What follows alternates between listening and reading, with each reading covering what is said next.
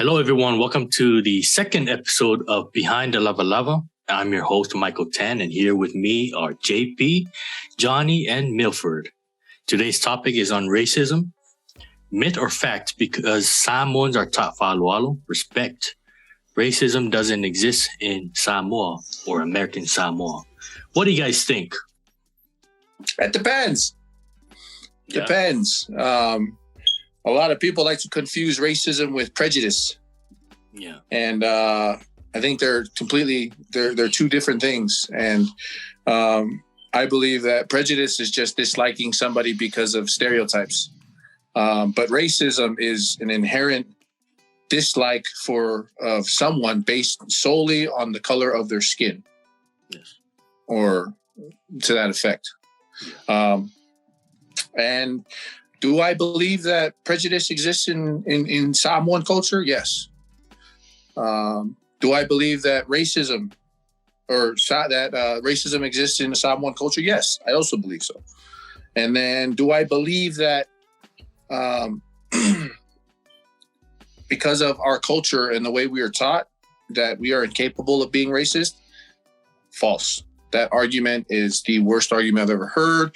I don't know why African Americans use that argument in their own interpretation. I believe it's false. It's got holes everywhere. Now, to stick primarily to us Samoans, racism is inherently there, and it's not what. And from my experience in American Samoa, it's usually aimed towards the Asians. Yeah. You hear it in their speak. The old ladies at the bus stop, the old ladies at the bakeki. They say those stuff like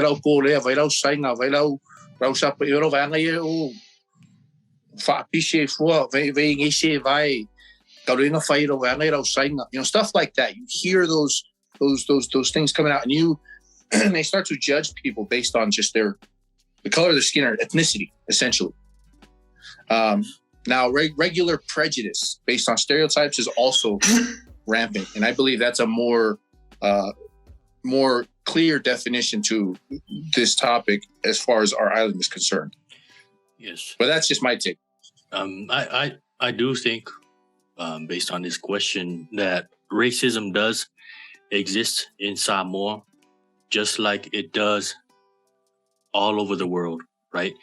And based on my experience, I have experienced a lot of racism, mostly because I'm mixed Chinese and Samoan. And there are two types, I won't say that, but there's two races that I've seen acts of racism committed on, and that's the Asians and the Black people, right? So on my experience, I have been bullied a lot. I've gotten in a lot of fights because I was Chinese. I look Chinese. When I'm around people don't think I'm Samoan. They think I'm Chinese, and they start calling me names like Sangaelo, Makapipinti, right? There's a lot of other names that are directed towards Asian, but those are just like two examples of my examples of racism that was directed towards me. And that's always affected me growing up. I've always tried to fit in with the rest of the Samoans, because in a room or in a classroom, I would either be one or two of a mixed race in a classroom, and the rest are just full Samoan. So that's been an issue for me, and it's always bothered me. And it's gotten to a point where it messed with me mentally, where I cast these harmful words towards my own race. I call my own people Sangaelo, Makapipinti, even though I know I'm Chinese, but now I started thinking that I'm only Samoan because I wanted to fit in. Right. Yeah, and I think that was a big thing in Samoa, all the Afakasi kids. Yeah. So the Filipinos, the Afpalangi, the Kikea kids, that's what we call them in Samoa. We had the Meaulis too. Growing up, I was like the darkest one in the family, so everybody called me Meauli. Even my old siblings, they can vouch. They call me Kikakamu, and it was funny, and it was like, oh, that's pretty funny. But I think it comes from I feel like we're Americanized, so we watch too much TVs and stuff like that, and what portrays in the movies is normally Vanga de Anga is black people, So I think that's where that stereotype comes from. You see black people, it's just like, oh, you automatically assume what you see in the movies, gangsters, drive-bys, drugs, and stuff like that. Also in the movies, you see palangis, that's why Samoan men grow up and they all want palangi wives, because in the movies, it portrays this happily ever after, white picket fence, nice house and everything, But yeah, I feel like you know exactly what the Afakasi's been through, Tan, because you yourself is Afakasi, and everybody has that look that they're trying to aim for, like the light skinned Meaulis, everybody talks down on the dark skinned Meaulis, that's kind of how it was in Samoa, I was pretty dark myself because if you go on my page, you see my actual mom, she was pretty dark too, so I was called Meauli a lot, so I grew up and I was like, yeah, these Meaulis, so I started to have that hate because I felt myself I wasn't like the typical light-skinned Samoa. But all I'm saying is racism is a big thing in Samoa, and I've seen it from messing with the Asians, the Filipinos, the white folks down there, and it's still going on, But it's such a touchy subject, because like I might have done something when I was in high school. I don't remember. We were all young and dumb, and everybody thought it was cool to pick on JP was a bully. The Filipino kids. Nah, man. He was a bully. No, I'm pretty sure I don't know, man. We were just young. I don't think I've ever done anything to anybody or offended or called anybody racist names and stuff like that. If I did, then I apologize. I didn't know much growing up on the island. Now that I've left the rock, thankful to the Marine Corps, I was able to, go out and meet different people. African Americans, Russians, all sorts of cultures and stuff like that. Got to meet a bunch of different people. Experience different cultures. So, but that's just my take on it. It's a big issue in Samoa, and it's just not the Meaulis, the Asians, stuff like that. Even Tongans, there's still that beef. Samoa and Tongans, for some reason, they don't like each other up here. You all know there's a bunch of Tongans in Samoa, and we all love each other. We're brothers and sisters. You come out here and they're like, oh, Samoans, Tongans, beefing and stuff like that. So I can't speak for the Samoans that grew up in Hawaii, like T, and this, down here, mostly West Coast and stuff like that, what they've been through, But coming up here and seeing all my cousins and stuff like that down there in Carson, up here, Lakewood, Tacoma, this area right here, they're close with all the Meaulis, They're family, In Samoa, it's totally different. We see Meaulis as what we see on the movies and stuff like that. And then we come out here and they're all family. But it, like Johnny said, it varies. It depends. I think demographics plays a big part in it too, being on the island and then being out here in States, Everybody grows up different, and we all intermingle with different groups, different. I know a lot of Samoans up here, SoCal, they get down with the Filipinos, even in prison systems and stuff like that. They're called other car, and it's all Asian Pacific, Polis, Tongans, all the Filipinos, the Asians. So it all depends on where you grew up and where you grew up. Yeah. AT, do you have anything to add? I know you grew up in Hawaii. Oh, hey. What's up, brother? Hey, local boy. Hey, cuz. Oh, in Hawaii. Something about what JP said, and the media was a huge influence, I think, definitely. Especially back then, you only get your VHSs and your limited exposure to what other cultures were like.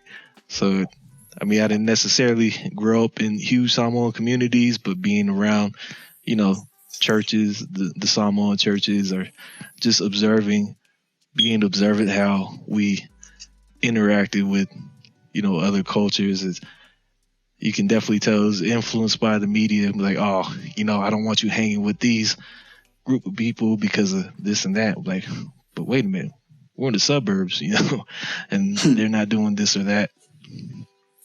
So that had a huge part of the influence on our people, I think. But yeah, I mean, we've come a long way, especially being raised stateside. You see a lot of the interminglings in the communities, and that's great. So a lot of the old school discrimination is being sort of washed out on its own, but you still got what you got at home because, I mean, they're literally stuck on an island. I've been very fortunate to have a good support system of people who accepted me and saw past my race. And that's really helped me get through my life as a child, growing up, adolescence, youth.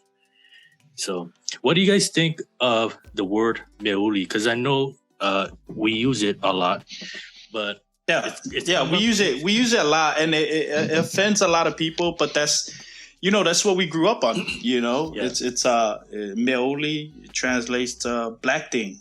You're literally calling black people black things, in Samoa, and there's Meaulis in Samoa, there's black people in Samoa too. So that's growing up, like T said, the media was a big influence. We saw African American on TV, like I said before and stuff like that. But yeah, it's very offensive. Yeah, and the word Meauli, it's very offensive. Yeah, I know that was a big back and forth on social media.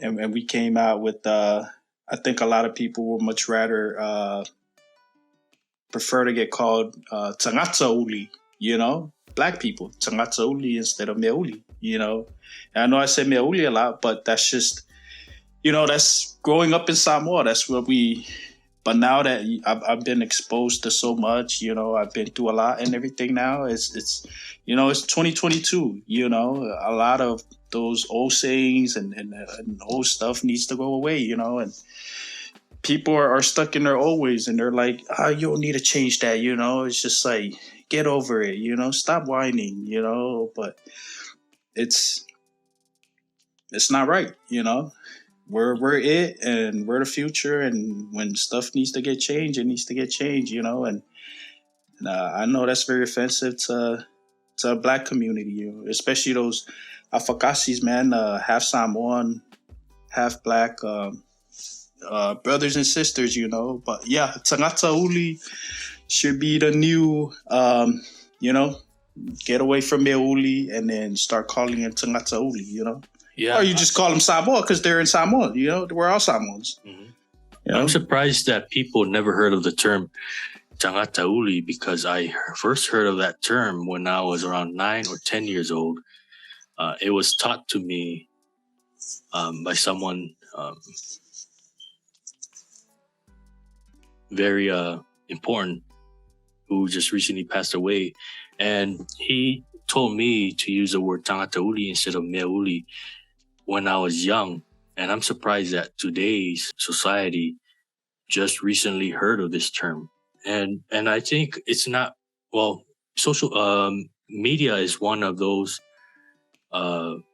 factors that contribute to racism, but also just like any other group of people, when they see something that's different from outside of their group, especially color, they would shun, right? If we don't like something, we shun or reject something, right? So I think that's big. Yeah, we like to stay with what we're comfortable with, Yeah. you know? And growing up in Samoa, you're comfortable around people same color skin as you, you know?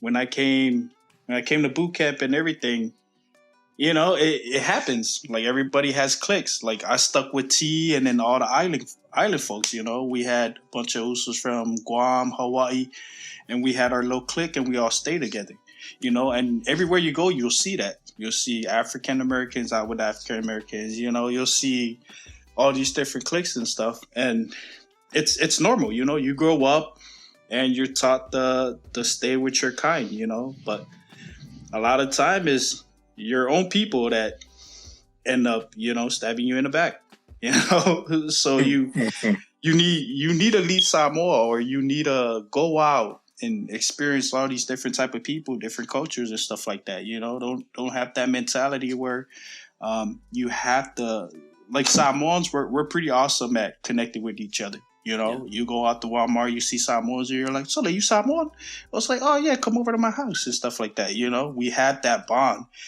But it doesn't mean that we have to shun everybody else, you know? I got Palangi friends. I got African-American friends, you know? I got friends of different cultures, you know? And I hang with different cliques, different times and stuff like that. Every now and then we'll all get together and stuff like that. But how we interact with each other, how we treat each other, and how we build that community, that type of community amongst, like, the Samoans, that's how we should do it with other races too. You know, if you see African Americans out there, it's like, so, like, you know, you don't have to be the Samoan to hang out with Samoans, you know? Yeah. You don't have to be white to hang out, or you don't have to be you know, like, it don't mean you're white, you can't hang out with us, you know? Yeah. So we just need to reach out, you know, and be acceptance of everybody, you know? It's just, you never know what everybody's going through. You know, you might be surprised. It'd be just like you, Tan. Afkasis, you know? White on the outside, Samoan on the inside, you know? I like a lot of that, because that's a really good point. As a group of people, the large majority of us, we actually are welcoming due to our own culture, just being the host. We host with everyone who's around us. Wherever we go, we use our culture as a foundation, and then we build upon it, and then we become welcoming people, and then we become known as these gentle giants that with a protective side. Now, as far as generally accepted, what's becoming popular, what's becoming the opinion of the masses when it comes to this topic, racism. Even with the verbiage, I'm one of those people that have never heard the term Tangata Uli. I grew up in Meauli. I never actually stopped to think of what the word meant. When I heard the word or used the word Meauli, it wasn't specifically saying, oh, that black thing. It was just a black person. Meauli was a term coined for that.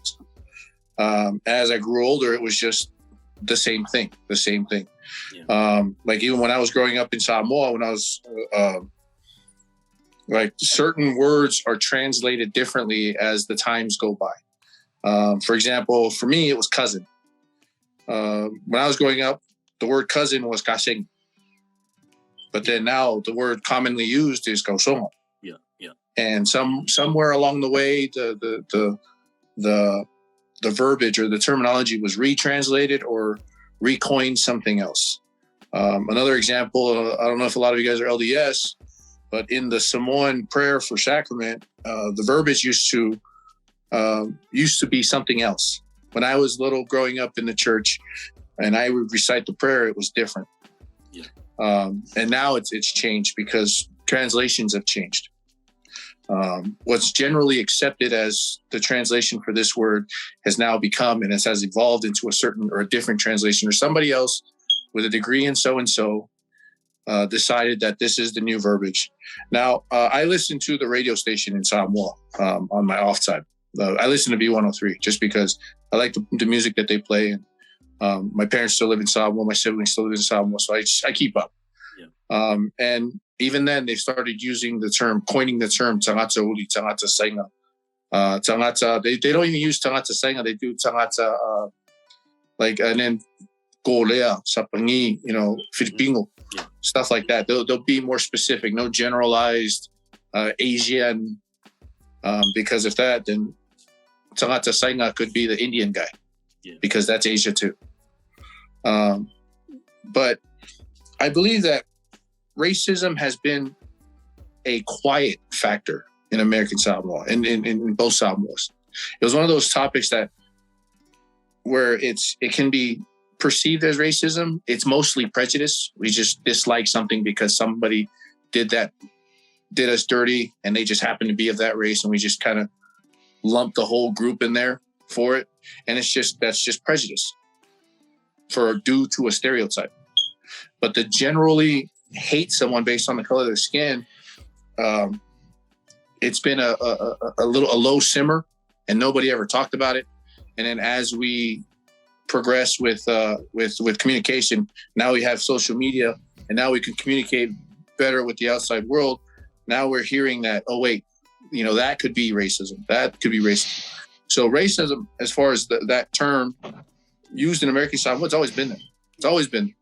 But a lot of us have been traditionalized just because of what we saw our parents do, our great-grandparents, our grandparents, people in our village. And then now it's different. When I went back to Samoa as an adult, a lot has changed. There are some things that were still the same, but a lot has changed. Yeah. And so I know we talked about with U.S. national versus U.S. citizen in our first episode. Do we move forward with the future? Do we make the change? Or do we stick to tradition?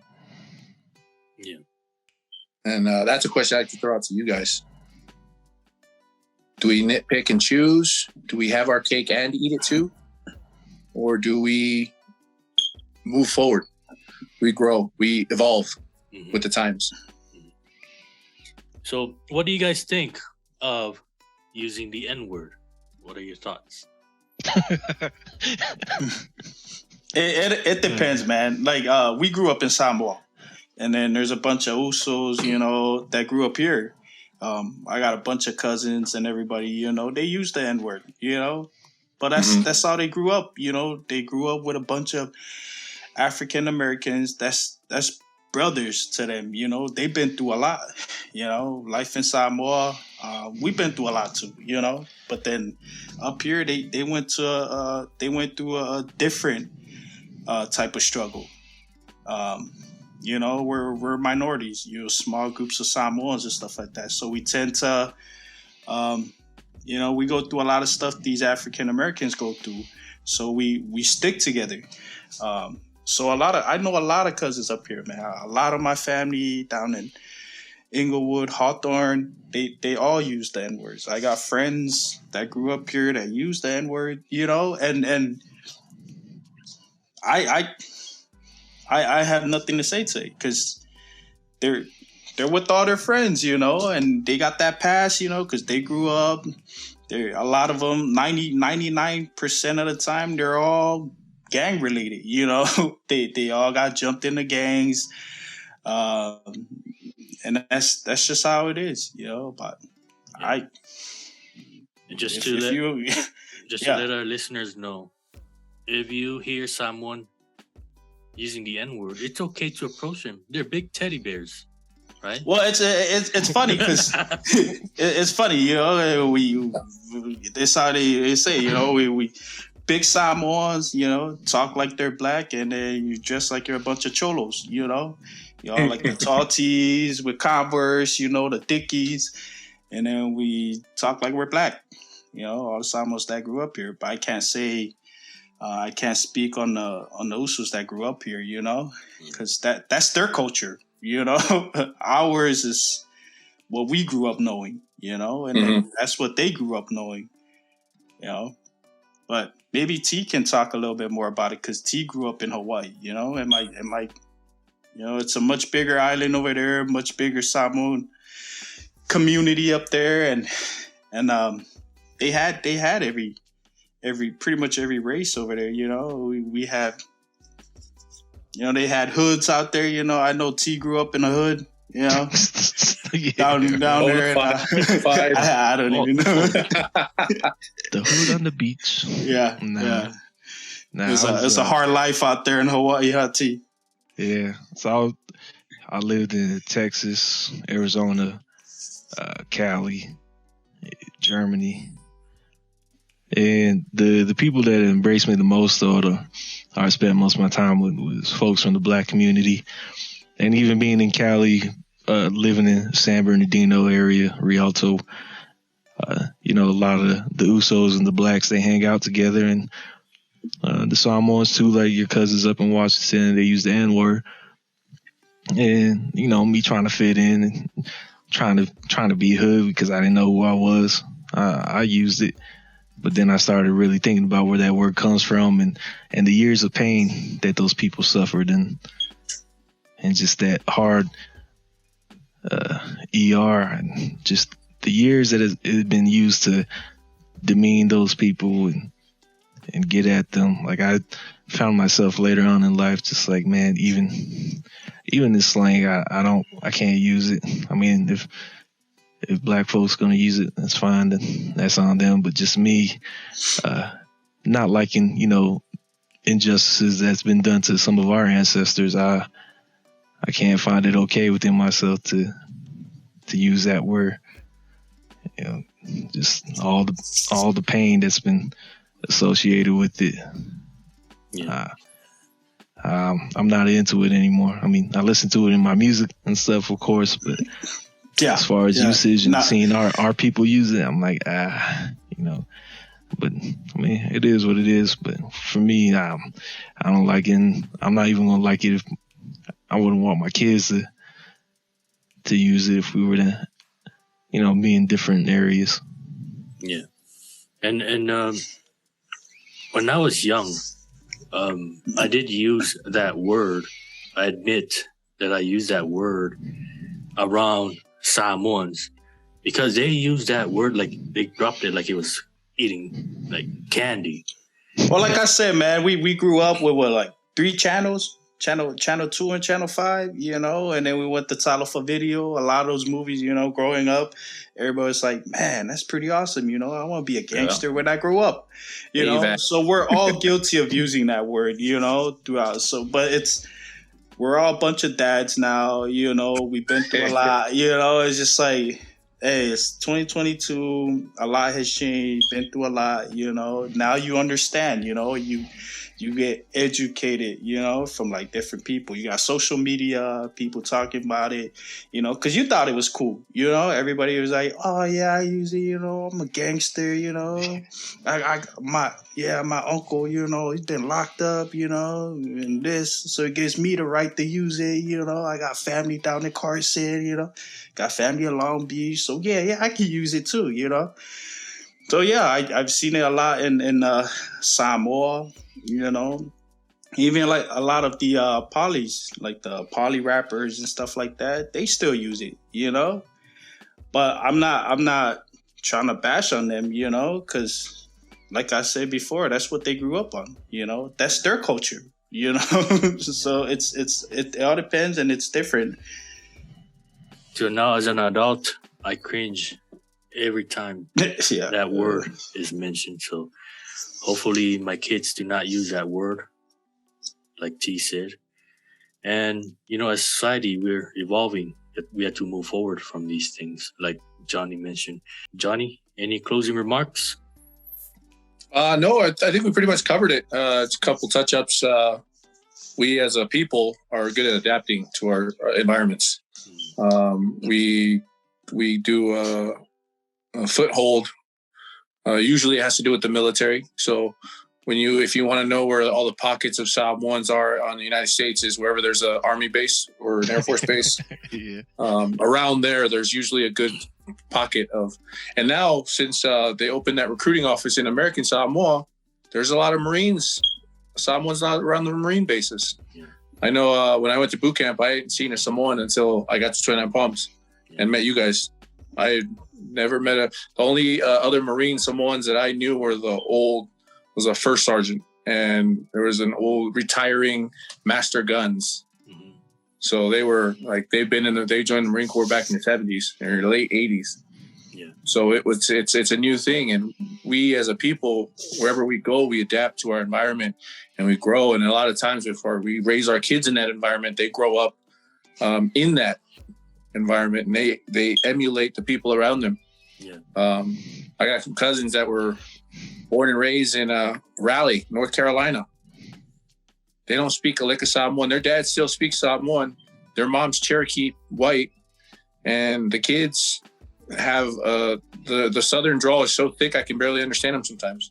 Yeah. But that's, they were a product of their environment. Yeah. And then same thing like JP said, there's Polynesians in that emulate the gang life, the gang culture, because it was in the music that we adored. With our we like the rap music, we like the reggae. We have if Samoan music is in English, it's usually with a reggae undertone or rap. So I think we continue to grow. We continue to spread out, create footholds, and create little communities. And we stick together. But at the same time, we expand our knowledge and we learn more. And we continue to grow. And we can only be better for it. And hopefully one of those days, we take back some of that knowledge and use it to build Samoa better. Thank you, everyone, for tuning in. Follow and like us on Facebook, Instagram, and subscribe on that YouTube button.